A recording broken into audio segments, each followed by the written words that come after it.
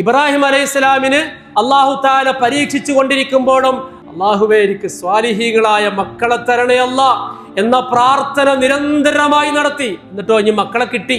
ആ ചോര പൈതലിനെയും മകനെയും ഒരു മനുഷ്യനില്ലാത്ത, ജനവാസമില്ലാത്ത, ജലമില്ലാത്ത, ഫലമില്ലാത്ത വിജനമായ മരുഭൂമിയിൽ കൊണ്ടാക്കാൻ അല്ലാഹു തആല പിന്നെയും കൽപ്പിച്ചു.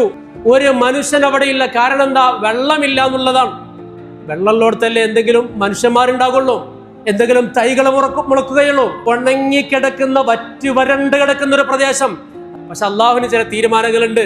അല്ലാഹു തആല ഇബ്രാഹിം നബിയോട് പറഞ്ഞു, ഭാര്യയെയും മക്കളെയും അവിടെ കൊണ്ടാക്കണം.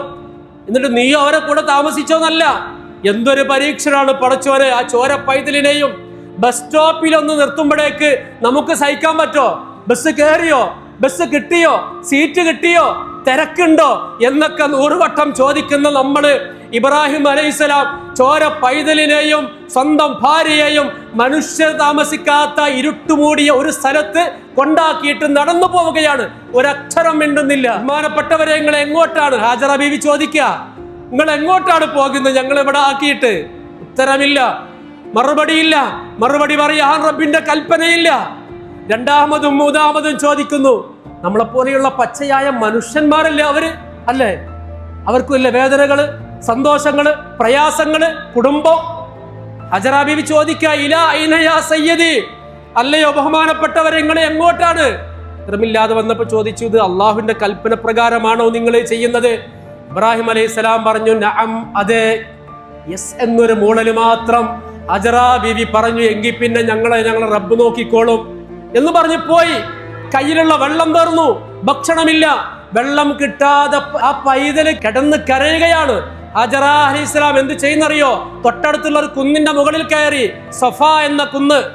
ആ കുന്നിന്റെ മുകളിൽ കയറി. എന്തിനാ കുന്നിന്റെ മുകളിൽ കയറുന്നത്? കുറച്ച് മുകളിൽ കയറിന്നാല് അകലെ നിന്ന് ആരെങ്കിലും വരുന്നുണ്ടെങ്കിലൊക്കെ കാണാൻ പറ്റും. എവിടെയെങ്കിലും വെള്ളം കെട്ടി നിൽക്കുന്നുണ്ടോ കാണാൻ പറ്റും. ഒരു മനുഷ്യനുമില്ല. പക്ഷെ ഒരു ഉമ്മയുടെ ബേജാറ് അടങ്ങും അവിടെ. പിന്നെ ഓടി മർവയിലേക്ക്, പിന്നെയും സഫയില്.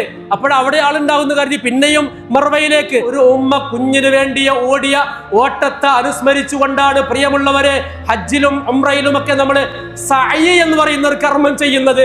ഹജറ ബീവിയുടെ ത്യാഗോജ്വലമായ ജീവിതത്തെ അയവിറക്കിക്കൊണ്ടുള്ള വലിയ ഒരു ആരാധനാ കർമ്മമാണ് ഇന്ന് നമുക്ക് സഅയ്. അപ്പോഴാണല്ലോ കുട്ടി തിരിച്ചു വന്ന് നോക്കുമ്പോ ഇത് കരഞ്ഞെടുത്ത് കിടന്നിട്ട് അവിടെ വെള്ളം ഇങ്ങനെ നിർഗളിക്കുക.